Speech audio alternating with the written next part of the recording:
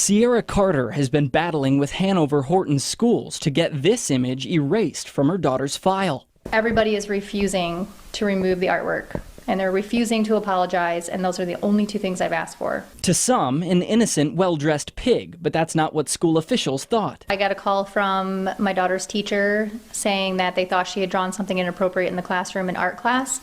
The teacher looked at it, said she had to give it to the principal to get his thoughts on that, and she told me that when she gave it to him and asked him what his thoughts were, he instantly said, write her up for it. Innocent or inappropriate? A student's drawing was confiscated by the school, and this is an 11-year-old. Very clearly a bow tie. And after confronting the school's principal, he asked me, who do you expect to apologize to her? That was his response to me. But Carter persisted. School officials eventually agreed to remove the write-up, but they would still keep documentation of the incident. They stated they needed it as a paper trail in case my daughter did anything else.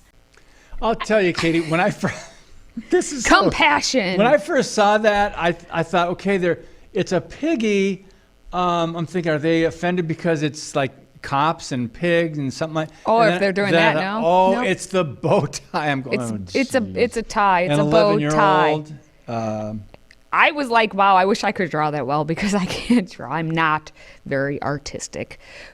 When I read this story, the fact that the art teacher's first reaction was that this was inappropriate. What does that say about the art teacher more than anything? Why would that be? Because that's where their heads are at. Teachers, that's where they're overly and honestly, hypersexualized. Based on everything that we've learned about and how many years of doing this show, shouldn't they just be applauding? Thank you for finally, you are properly indoctrinated, little girl, to be drawing subvertive, like texting, messaging in there.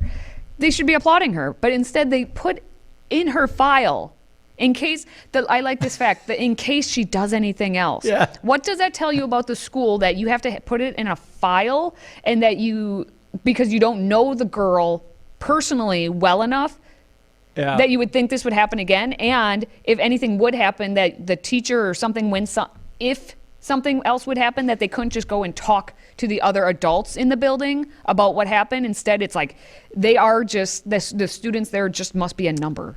Like that no one actually knows the students and their true intent.